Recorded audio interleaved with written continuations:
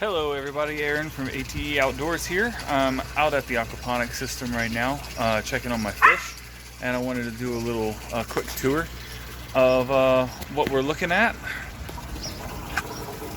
I don't know if you can see them swimming around down there. Here's some of the babies. Yeah, you can see them. Cool.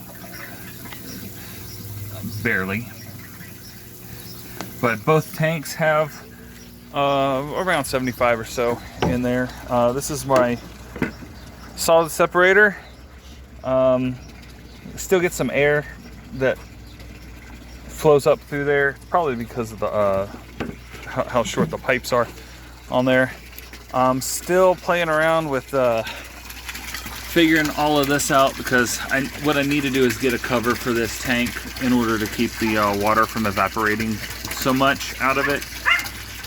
Because once we get a little bit lower than this, it starts to suck a little bit of air through there, and then it triggers the bell siphon will trigger around that point and refill. So I'm having to top off maybe 2 or 3 gallons a day right now. That is going to go higher whenever we get around to the heat of the summer. So all of the buckwheat that I had planted, the seed sprouts had failed. The seed sprouts had failed, and as you can tell, that was because I left them under the light for too long before pulling them out. Another thing I'm seeing, I don't know if you're seeing it. Let's see. There we go. Yeah, I'm getting ants in my system. I may have to put down some diatomaceous earth or something. I don't know. These, I don't know if they're fire ants or not. I hope they're not, but I do have 2 species of fire ant in my yard. One of them is native and one of them is not. We'll see. They don't seem to be bothering the plants just yet. They will though. They will end up bringing their aphid buddies, and they'll be planting aphids on my plants. I see them every year farming aphids. But if you look, I've got new seedlings. That's I went ahead and direct sowed some buckwheat up in this area where I had planted it,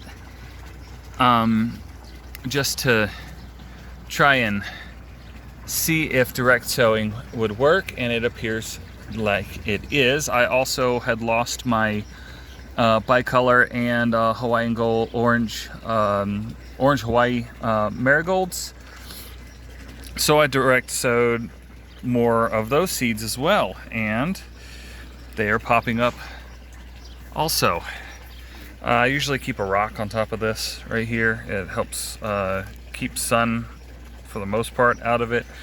I need to rethink this as well. I'll probably end up putting an actual, I may print an actual basket to put in there. That'll just make things a little bit easier. I also may move that up to here and cut the hose to where it's filling up completely from this end and going all the way down that way. Little update on my bloody dock is starting to put out new leaves. That one right there is doing great. My bok choy hoodoo tiny, it is not doing too good. In fact, it looks like, oh, I don't know if you can see that little guy. Oh, there he is.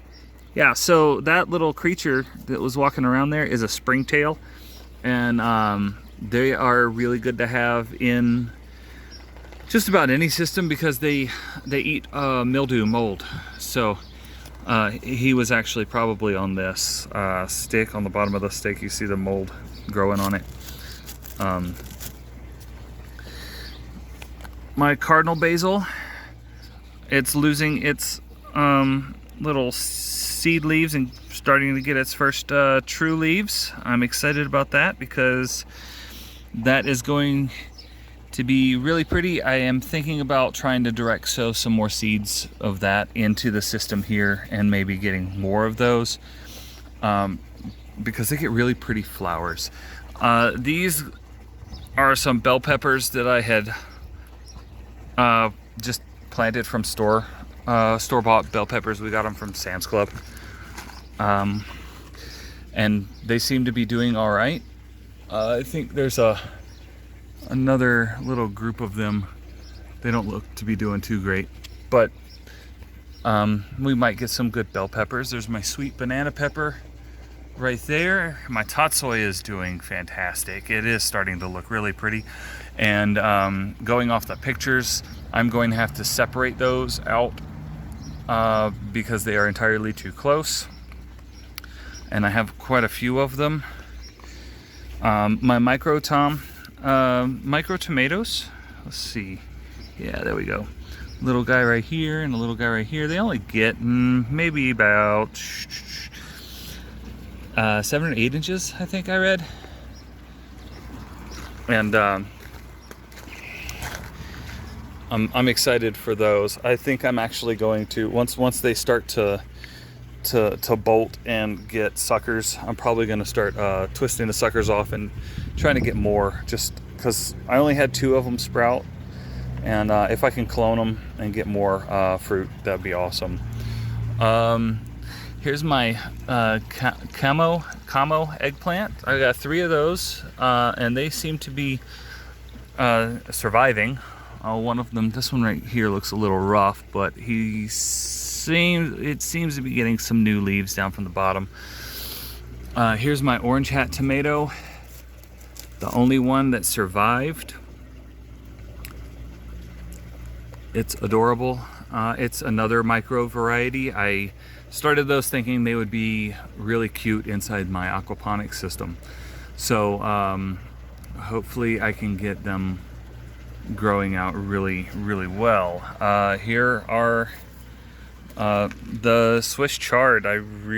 These are some of my favorite greens to date.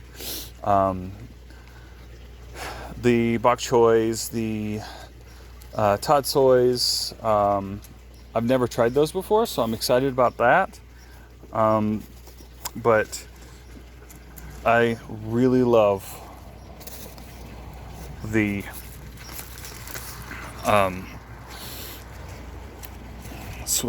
Swiss chards. And then that brings us to another seedling we have down here. Let's see if I can get it in focus. There we go. I went ahead and planted some marigold seeds down at the end over here too. So far, that's the only one that's popped up. I have some other plants that I've put up down here, and that is some other seeds I put up down here, and that is the it's a Chinese wallflower, and I'll see if they pop up. I don't know. This is my first time ever trying those. I'm gonna throw some in some of the rock wool as well.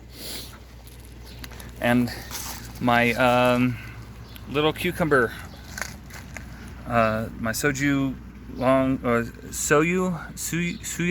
long cucumbers seem to be doing pretty well out here. I lost one of my motherland okra. It was in that spot right there next to that piece of Walmart bag. I had removed the Walmart bags pieces just to give them a little bit more sun. This side over here sees less direct sunlight than this side, and that little guy got cooked, and I feel really bad about it. Then we've got the garlic bed. It is not doing too hot. I think it was because I planted them off season. Now the ones that are in the soil that I brought with me from Louisiana, they're doing a lot better, and it's probably due to the fact that there's more nutrients in that, just based on where we were located. I mean, out here it's all sand, silt, and so where we are here, it's old farmland, so the soil has all been utilized to the point of almost not being able to grow much in it. So the plan, here, let me get out of this.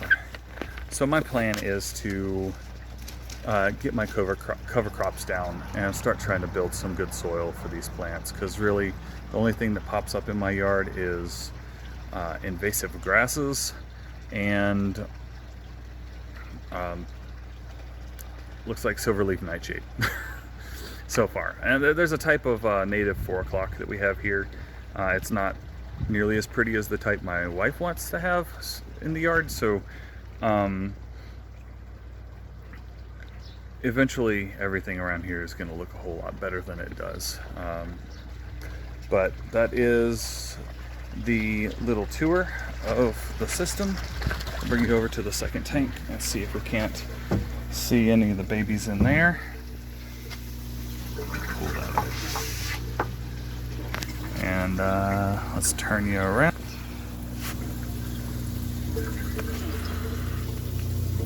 And see if you can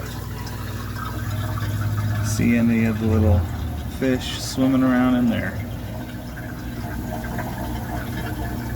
I hope so. I hope it's not just focusing on the top layer of the water. If it is, I'll edit that out.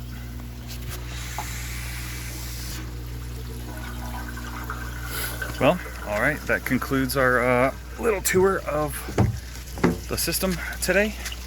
And see you guys next time.